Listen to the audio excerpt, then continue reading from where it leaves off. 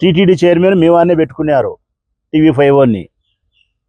ఏఈఓని తీసుకొచ్చి రాజస్థాన్లో పనిచేసేవాడిని మీ కులస్తుని తీసుకొచ్చి చౌదరిని పెట్టుకున్నారు.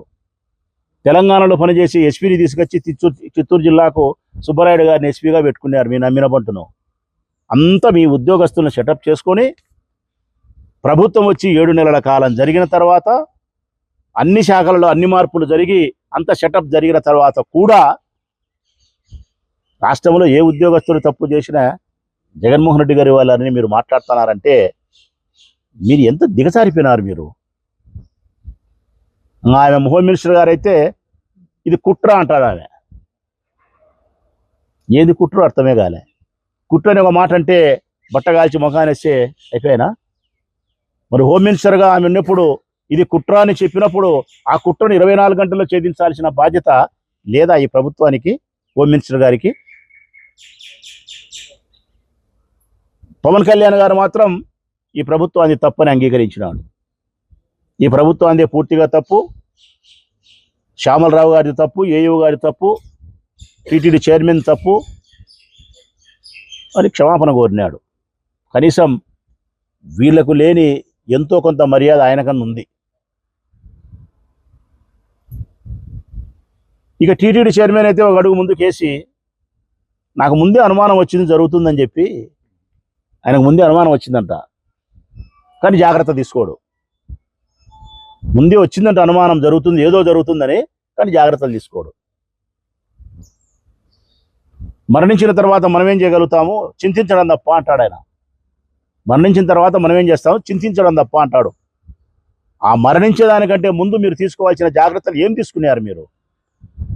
ప్రతి సంవత్సరం జరిగే కార్యక్రమమే కదా ఇది. వైకుంఠ ఏకాదశికి లక్షల మంది భక్తులు స్వామిని దర్శించుకుంటారనేది ప్రతినిత్యం ప్రతి సంవత్సరం జరిగేదే.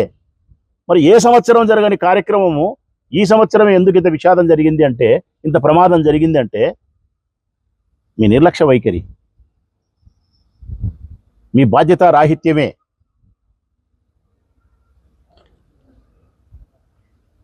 రాష్ట్ర ప్రజలందరూ కూడా అసహించుకుంటున్నారు ఈ ప్రభుత్వాన్ని. వాగ్దానము భంగం చేసినారు, మాట ఇచ్చి ప్రజలకు సంక్షేమ పథకాలు తప్పినారు, కక్ష సాధింపు చర్యలతో కేసులు పెడుతున్నారు, మహిళలకు రక్షణ లేకుండా వారి మానానికి ప్రాణానికి లేకుండా పోయింది. అభివృద్ధి కార్యక్రమాలు లేవు. ఎవరో చేసిన అభివృద్ధి కార్యక్రమాలను మీ అకౌంట్లో వేసుకునే ప్రయత్నం చేస్తారు నరేంద్ర మోడీని పిలిచి.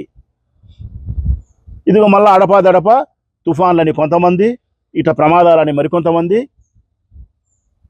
పొట్టన పెట్టుకుంటానే ఉండారు. రాష్ట్ర ప్రజలందరూ ఎందుకు ఓటేసినామా, ఎందుకు ఈ ప్రభుత్వాన్ని మనము ఏర్పాటు చేసుకున్నామని చెప్పి తీవ్రంగా బాధపడే పరిస్థితుల్లో ప్రజలు ఉండారు.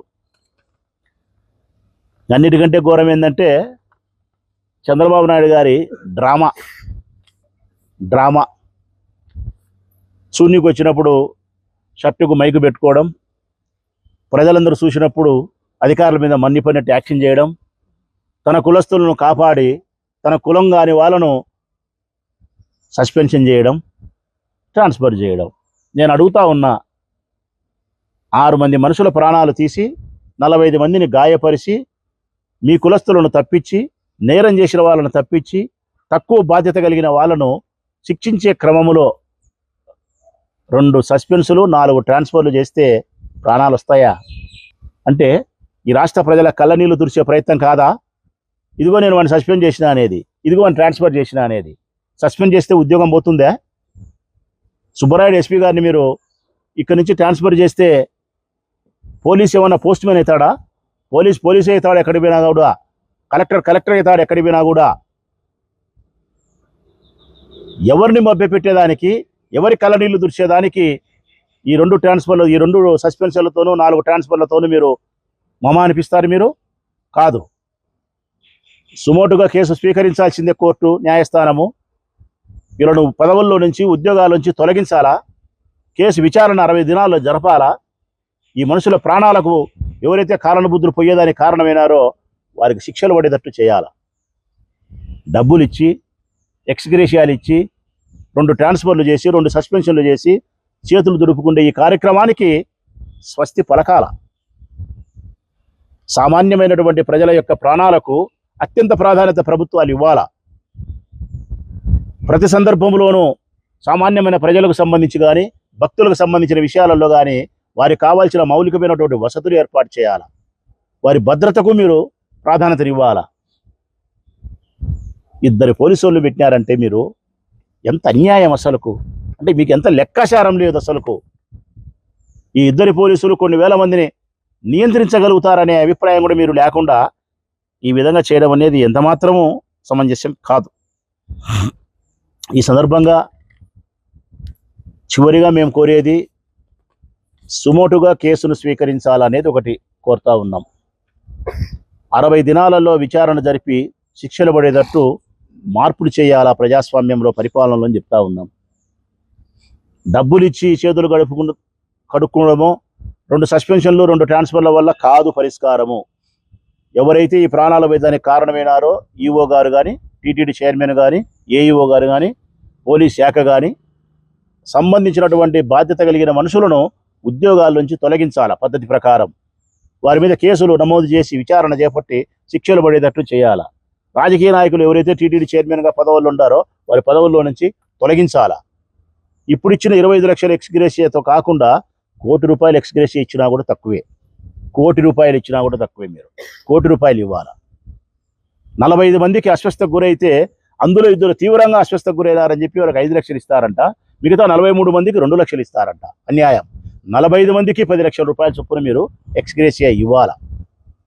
ఎంత చేసినా కూడా కాంట్రాక్టర్ స్థాయిలో ఉద్యోగాలు కాదు వాళ్ళకి ఇవ్వాల్సింది, పర్మనెంట్ గవర్నమెంట్ ఉద్యోగాలు ఇవ్వాలా. మీరు చేసిన తప్పులకు ఆ కుటుంబ సభ్యులకు ప్రభుత్వ ఉద్యోగాలను ఇవ్వాలా. ₹10 లక్షల ఖర్చులకు ఇవ్వాలా. చనిపోయిన వారికి ₹1 ఇవ్వాలా. వారి కుటుంబ సభ్యులు కాళ్ళు కడిగి మీరు క్షమాపణ కోరాలా. తప్పు చేసిన వారిని ఉద్యోగాల నుంచి తొలగించాలా. రాజకీయ నాయకుల పదవుల్లో నుంచి తొలగించాలా. కేసులు నమోదు చేసి 60 దినాల విచారణ చేపట్టి శిక్షలు పడేటట్టు చేయాలా. ఇవన్నీ జరిగిన తర్వాత తెలుసుకోవాల్సిన పాఠం, ఇక భవిష్యత్ కాలంలో ఎప్పుడైనా సామాన్య యొక్క ప్రజల యొక్క ప్రాణాలకు అత్యంత విలువనివ్వాలా. ఇదే అమెరికాలో అయితే ఒక్క మనిషి, సామాన్యమైన పౌరుని యొక్క ప్రాణం కోసం ఎన్ని కోట్ల రూపాయలైనా ఖర్చు చేస్తారు, ఎన్ని జాగ్రత్తలైనా తీసుకుంటారు. కారణం, మనిషి ప్రాణానికి అంత విలువ ఉంది. ఈ దేశంలో, ఈ రాష్ట్రంలో సామాన్యమైన ప్రాణాలంటే గన అత్యంత సులకన అభిప్రాయం, గడ్డి పరకతో సమానం. ఏమిలే ఆ బీదనా కొడుకు ఉంటే పోతే వాడు ఉండి లోకానికి అంత బలహీనమైనటువంటి అభిప్రాయం మీకుంది. ఇది మారాల. ఈ రాష్ట్ర దేశ ప్రభుత్వాలు అన్నిటికంటే ప్రాధాన్యత ఇవ్వాల్సింది ఈ దేశంలో జన్మించినటువంటి సామాన్య పౌరుల యొక్క, ప్రజల యొక్క ప్రాణాలు, వారి భద్రతే అన్నిటికంటే ప్రధానమైనదిగా భావించి ఈ పాలకులు గట్టి చర్యలు తీసుకోవాలని విజ్ఞప్తి చేస్తూ సెలవు.